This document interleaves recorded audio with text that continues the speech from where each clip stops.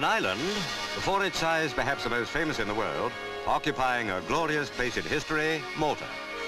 R.A.F. Shackletons escort the Duke of Edinburgh flying in to land over Grand Harbour. For this is no ordinary day in the George Cross Island. Malta is achieving independence, and there in her honour are warships of all the NATO fleets.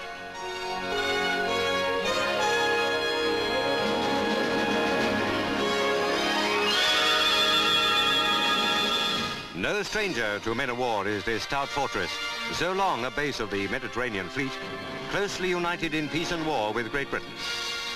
This is the island that little more than 20 years ago withstood the greatest siege, judged by intensity, in all history. The daily target of a sustained air attack unlike anything the world had hitherto conceived to be possible. Somehow its gallant population of more than 300,000, crowded upon their tiny homeland, survived that terrifying rain of fire.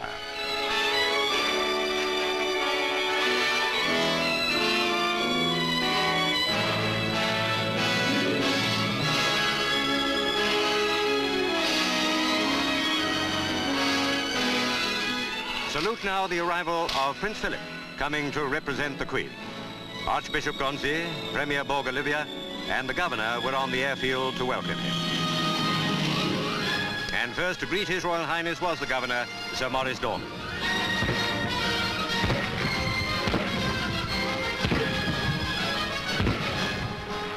Leaving the airport, the Duke had a truly royal reception as he drove to the palace.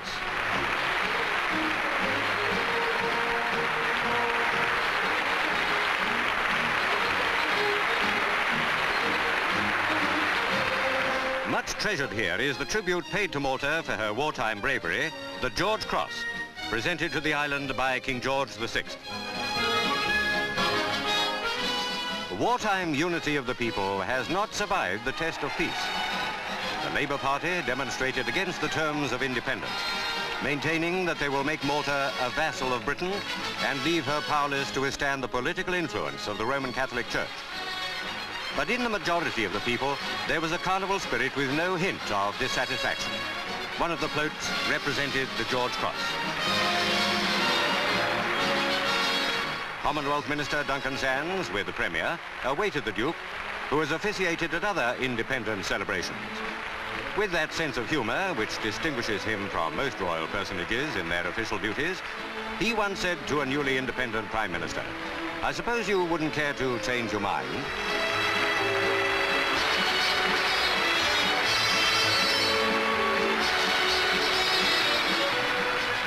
Prince Philip now drove to an important part of the proceedings, held before the eyes of several thousand people, the handing over of the constitutional instruments. He had already conveyed to the Prime Minister and people a message from the Queen. Her Majesty warmly welcomed Malta as a free member of the Commonwealth. She hoped that the friendship and respect existing between Britain and Malta would grow and flourish. Dr. Borg Olivier proudly received the constitutional instruments and displayed them to the people.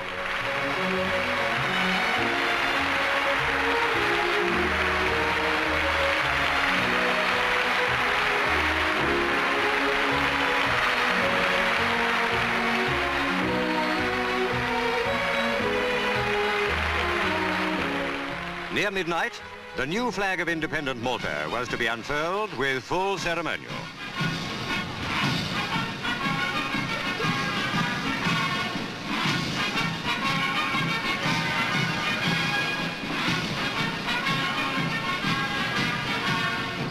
"164 years ago, the British flag was first hoisted in Malta in the Napoleonic Wars. Now it is lowered by an officer of the Royal Sussex Regiment, the regiment that raised the flag in 1800. So ends a chapter, a proud chapter, the direct rule of the island by the British. And so begins a new era, Malta Independent, 19th member of the British Commonwealth.